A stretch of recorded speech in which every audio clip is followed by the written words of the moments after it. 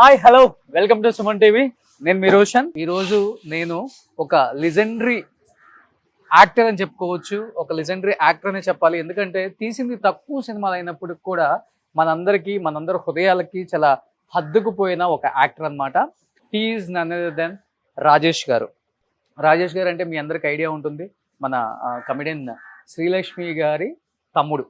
And ఇప్పుడు వాళ్ళ పాప కూడా ఒక మంచి హీరోయిన్గా తెలుగు, తమిళ్, మలయాళం, కన్నడ ఇండస్ట్రీలో మంచి మంచి సినిమాలు చేస్తున్నారు ఐశ్వర్య రాజేష్ గారు. అండ్ కౌశల్య కృష్ణమూర్తి తెలుగులో చేశారు, రాంబంటు చేశారు 95లో, తర్వాత రిపబ్లిక్ మన సాయిధరం తేజ్ గారు మూవీలో చేశారు. అండ్ ఆమె సక్సెస్ స్టోరీ విన్న తర్వాత అనిపించింది, నేను వాళ్ళ ఫ్యామిలీని ఎందుకు మిస్ అయ్యాను అనిపించింది. మీరందరూ కూడా ఐశ్వర్య రాజేష్ సక్సెస్ స్టోరీ ఒకసారి వింటే డెఫినెట్గా ఇన్స్పిరేషన్ అవుతారామని. ఎందుకంటే చాలా చిన్న ఏజ్లో, అంటే అట్ ది ఏజ్ ఆఫ్ 8 ఆమె ఉన్నప్పుడు వాళ్ళ ఫాదర్ చనిపోయారు.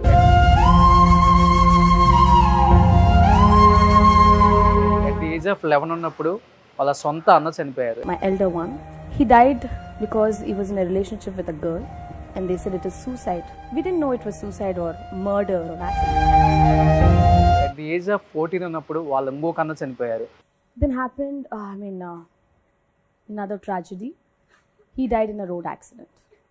అంటే వాళ్ళ నాన్న చనిపోయిన తర్వాత అంటే వాళ్ళ అమ్మ మొత్తం భుజం మీద వేసుకొని కుటుంబాన్ని పోషించిన విధానం, అంటే వాళ్ళ అమ్మ ఈ పని ఆ పని అని కాకుండా ప్రతి పని చేసుకుంటూ వచ్చి పిల్లల్ని పోషిస్తూ ఉన్నప్పుడు అండ్ ఆమె కడుపును పుట్టిన కొడుకులను కూడా కోల్పోవటం, నిజంగా ఆమెను ఎక్క కూడా డౌన్ అవ్వకుండా ఫ్యామిలీని ఒక ఐరన్ లేడీ లాగా ముందుకు తీసుకొచ్చిందనమాట. తర్వాత ఆ అమ్మాయి సక్సెస్ స్టోరీ వింటే నిజంగా అనిపిస్తుంది, మనం పడే కష్టం నథింగ్ అనిపించింది అనమాట. అంత పెద్ద ఫ్యామిలీలో పుట్టి కూడా ఆ అమ్మాయి ఎంత కష్టపడ్డారో చెప్పారనమాట. అంటే సూపర్ మార్కెట్లు బయట కూడా చాక్లెట్లు టేస్ట్ చూడండి, చాక్లెట్లు కొనండి, ఇలాంటి మార్కెటింగ్ జాబ్ కూడా చేశానని చెప్పారు. ఒకసారి వాళ్ళ ఫ్యామిలీతో మాట్లాడే ప్రయత్నం చేద్దాం. నాగమణి గారు, ఆమె కూడా అప్పుల్లో డాన్సర్గా చేశారు. అసలు ఫ్యామిలీ గురించి ఏం చెప్తారు, ఆయన గురించి ఏం చెప్తారు, పిల్లల గురించి ఏం చెప్తారు, ఒకసారి ఆ మాటలో తెలుసుకుందాం. ఎస్, ఒకసారి మాట్లాడదాం ఒకసారి ఫ్యామిలీతో. నిజంగా రాజేష్ గారి గురించి తెలుసుకోవాలని చాలామంది అడిగారు నన్ను. ఇది రైట్ టైం అనిపించింది నాకు ఈసారి. ఎస్, మన ఐశ్వర్య రాజేష్ గారి అమ్మ, మన రాజేష్ గారి వైఫ్, మన నాగమణి గారు. రండి ప్లీజ్. నాగమణి గారు, అమ్మ నమస్తే. నమస్తే అండి. First of all thank you so much. ఇంతవరకు ఆమె ఎవ్వరికి ఇంటర్వ్యూ ఇవ్వలేదు. దిస్ ఈజ్ అంటే ఇది మీ ఫస్ట్ ఇంటర్వ్యూ కదమ్మా? అంటే నేను తమిళ్లో ఇచ్చా, తెలుగులో ఇవ్వలేదు. Thank you. నేను అడగగానే డెఫినెట్గా చేద్దాం, నేను ఫాలో అవుతున్నాను మిమ్మల్ని అన్నారు. థ్యాంక్ యూ అమ్మ, థ్యాంక్ యూ సో మచ్. మీరు వచ్చిందని కూడా చాలా thanks. Thank you so much. ఇవన్నీ మన ఐశ్వర్య గారి అవార్డ్సా? అవునండి. చూసేసావా దేవుణ్ణి? మంచి దర్శనం దొరికిందా?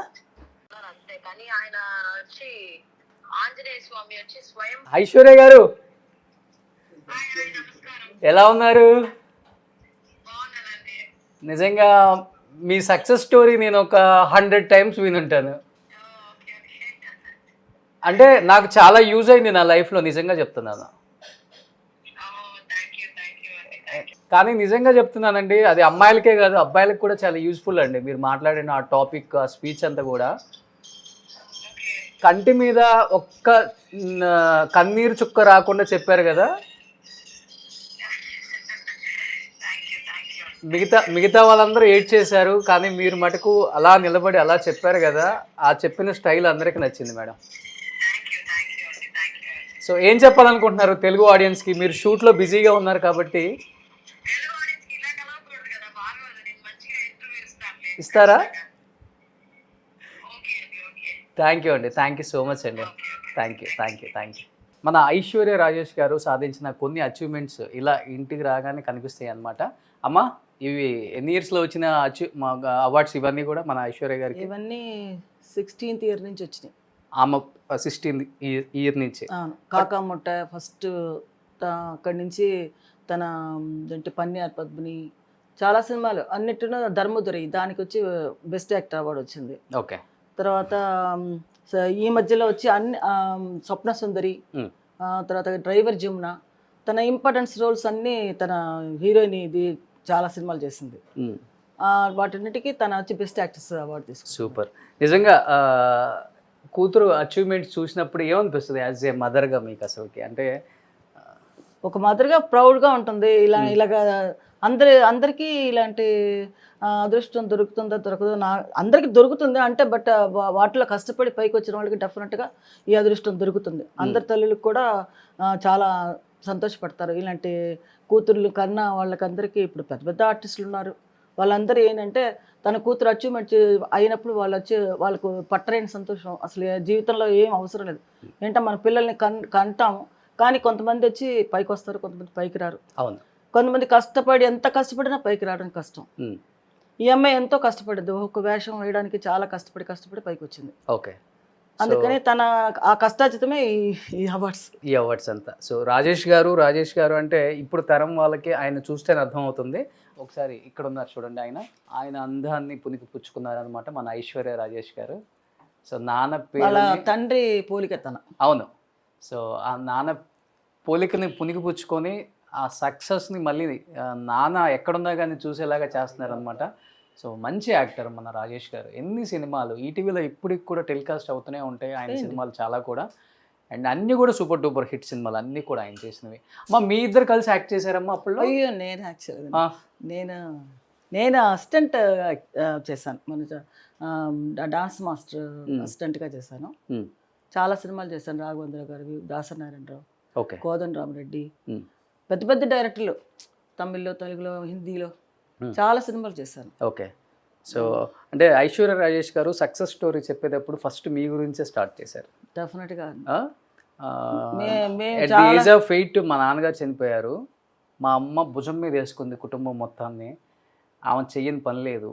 చిన్న అంటే చీరలు అమ్మింది, ఇంటింటికి తిరిగి చీరలు అమ్మింది, ఎల్ఐసి పాలసీలు కట్టించింది, రియల్ ఎస్టేట్, ఏదంటే ఒక మగవాడు చెయ్యని కష్టాలు కూడా మా అమ్మ చేసి మమ్మల్ని ఈ పొజిషన్కి తీసుకొచ్చారు. అండ్ ఇలా కష్టపడుతున్న టైంలో మా అన్న చనిపోవటం, ఇంకొక అన్న చనిపోవటం, ఇవన్నీ కూడా మా అమ్మ ఎలా ఎదుర్కొన్నారు ఇప్పటికి మాకు అర్థం అవ్వట్లేదు. మమ్మల్ని ఈ స్థాయికి తీసుకురావడానికి ఇంత కష్టపడ్డారు మా అమ్మ అన్నారు. నిజంగా మా తల్లికి ఆ పెయిన్, ఎంత పెయిన్ ఉంటుందో మనకు తెలుసు. కడుపుని బిడ్డ పోయింది, అన్నీ అనుభవించేసాం. అన్నీ ఏదో అంటారు కదా, నడి సముద్రంలో నావలాగా, ఏది కరెక్ట్గా వెళ్ళే సమయంలో ఆ నావ అలా మునిగిపోతే మునిగి తేలిపోయి ఎలా వస్తుంది, ఆ బతుకు చేతిలో పెట్టుకుని నలుగురు పిల్లలు భుజాన్ని వేసుకుని అలా పైకి బయటకు వచ్చాం. ఓకే, ఏదో పైకి వద్దాం అనుకుంటే 2 పిల్లలు అకస్మాత్తుగా చనిపోయారు. ఇంకా మనకి జీవితమే లేదనుకున్నాను. ఇంకో 2 పిల్లలు, ఇంకో మగ పిల్లాడు, ఇంకో ఆడపిల్ల, వాళ్ళ కోసం మనం బతకాలి అని చెప్పి వాళ్ళ కోసమే నేను ఇంకా జీవిస్తూ ఉన్నాను అనమాట. ఓకే ఓకే, పక్కా తెలుగు వాళ్ళ మీరు? ఏ ఊరు మీది? మాది గుంటూరు. ఫాదర్ వచ్చి అనంతపురం, రాయలసీమ ఫాదర్. ఓకే, మీది గుంటూరు. గుంటూరు దగ్గర ఎక్కడ? గుంటూరే. గుంటూరు అండి, మా అమ్మ పుట్టింది మూల్పూర్. ఓకే, మేమంతా నేను పుట్టింది గుడివాడ. ఓకే, గుంటూరు వాళ్ళకి ఏది వచ్చినా కానీ గట్టిగా నిలబడే ధైర్యం ఉంటుంది. మాది గుంటూరే. సూపర్. ఈ బాబు నా మనవడు. మీ బాబు కొడుకా? Okay, hi, what's your name? Aryan. Okay, బాబు ఏం చేస్తున్నారు ఇప్పుడు? అతను ఇప్పుడు వచ్చి ఒక సినిమా యాక్ట్ చేశాడు, అది నెక్స్ట్ మంత్ రిలీజ్ అవుతుంది. ఓకే, తర్వాత వచ్చి తన ఏంటి అనిమల్ రెస్టో బార్ అని ఒకటి పెట్టుకున్నాడు. తెలుగు నేర్పించారా? కొంచెం కొంచెం వచ్చు. తెలుగు తెలియమా உங்களுக்கு? తెలుగు తెలియదా? అర్థం అవుతుంది, అన్నీ అర్థం అవుతుందా? సూపర్. ఓకే, సో దేవుడు అంటే ఎవరికమ్మా బాగా ఇష్టం? రోజు మా అమ్మాయి దీపం వెలిగించుకోకుండా వెళ్ళదు. ఇక్కడున్న దేవుడి భక్తి ఎక్కువ. చూసారు కదా ఇప్పుడు, ఎక్కడికి వెళ్ళినా అవుట్డోర్ వెళ్తే ముందు గుళ్ళు ఎక్కడ ఉన్నాయో చూసుకుంటది. అసలు ఆమె ఫోన్ చేసి అంత లైవ్లీగా మాట్లాడారు. కరెక్ట్ గా వచ్చింది. మీరు మీ ఇంటర్వ్యూ లేదని మీరు బాధపడ్డారు కదా, అయ్యో తన ఉంటే బాగుండనేసి. కానీ లైవ్ లో వచ్చి మాట్లాడారు. లైవ్ లో మాట్లాడారు, అదే సంతోషం. లైవ్ లో వచ్చారు, చాలా లైవ్లీగా మాట్లాడారు. ఎవ్వరు లేరు మా టెంపుల్ లో, ఫ్రీగా ఉంది. ఎక్కడది? అదే పొల్లొచ్చి అక్కడ షూటింగ్ జరుగుతుంది కదా, మన వీళ్ళది వెంకటేష్ F2 F1 తీసారు చూడండి, అనిల్ రావుపూడి గారు, ఆయన డైరెక్షన్ లో. ఓకే, తన హీరోయిన్ గా చేస్తుంది. సూపర్.